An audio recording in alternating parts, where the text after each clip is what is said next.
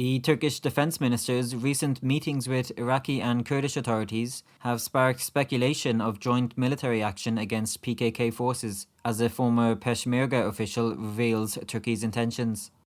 The Human Rights Investigation Committee of the Turkish Parliament has rejected a request by MPs from the DEM Party for an urgent session to discuss the visitation rights of imprisoned PKK leader Abdullah Öcalan. French daily L'Humanité compares Abdullah Öcalan's role in the Kurdish struggle to that of Nelson Mandela, emphasising his potential to resolve the Kurdish question through peaceful negotiations. The pro-Kurdish DEM Party has unveiled Meral Danish Beşiktaş and Murat Cepni as its joint candidates for Mayor of Istanbul, a key battleground for Turkey's upcoming local elections. Learn more with Medya News.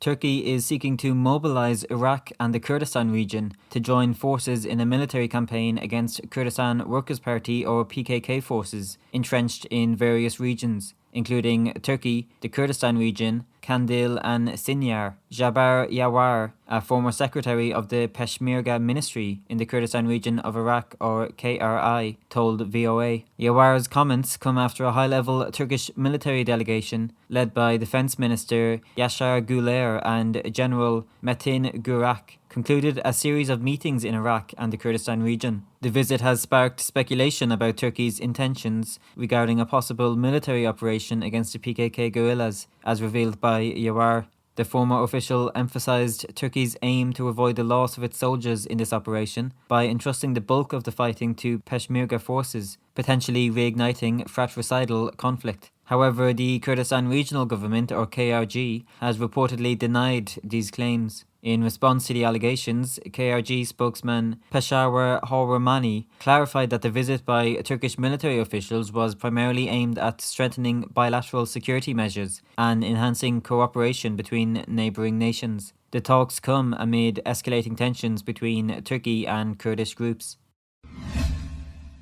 The Human Rights Investigation Committee, also commonly known as IHIK, of the Turkish Parliament has rejected an urgent request by MPs from the People's Equality and Democracy Party, or DEM Party, for a session to discuss the visitation rights of Abdullah Öcalan, the imprisoned leader of the Kurdistan Workers' Party. The committee cited a lack of quorum as the reason for not meeting. Öcalan has been at the centre of Turkish policy on isolation and human rights issues, having been held in solitary confinement on Imrali Island for more than 25 years and without contact for the past 3 years. Despite a formal request for an investigation and visit to Imrali on the 16th of November, the IHIK's response on the 7th of December suggested that such a visit could only take place with the approval of its subcommission. In return, on the 12th of December, DEM Party MPs had appealed to the subcommission for an urgent session and a request for an inspection and visit.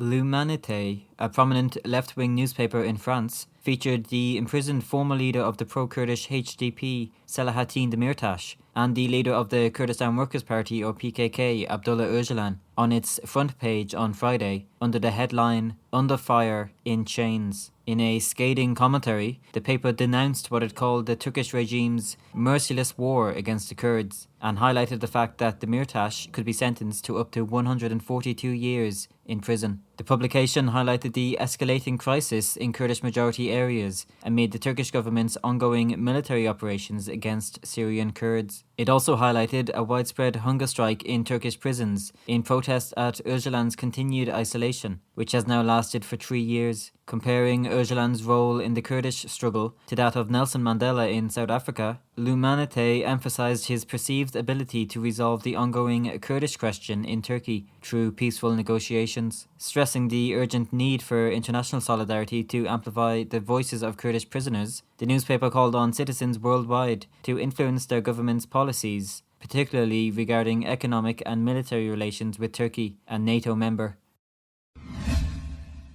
The People's Equality and Democracy, or DEM Party, has put forward Meral Danish Beşiktaş and Murat Chepni as their co-mayoral candidates for the Istanbul Metropolitan Municipality in anticipation of the upcoming local elections. The pro-Kurdish party unveiled its co-chair candidates for key municipalities across Turkey in a press conference held at the party's headquarters on Friday. Spokeswoman Ayşegül Doğan revealed the names of the candidates who will be vying for leadership roles in 16 metropolises, 40 provinces and 3 districts. One of the most closely watched races is in Istanbul, Turkey's largest city and economic powerhouse. The announcement of Beşiktaş and Chepni's candidacy comes amid heightened political tensions and anticipation surrounding the municipal elections, which are seen as a crucial gauge of public sentiment. The selection of co-chair candidates by the DEM Party is not just a local electoral strategy, but also a reflection of the party's broader ambitions to influence Turkey's national political narrative. Unlike the 2019 local elections, the pro-Kurdish DEM Party is poised to reshape the political narrative by nominating its own candidates in Istanbul, affecting the strategy of both the ruling Justice and Development Party and the opposition Republican People's Party.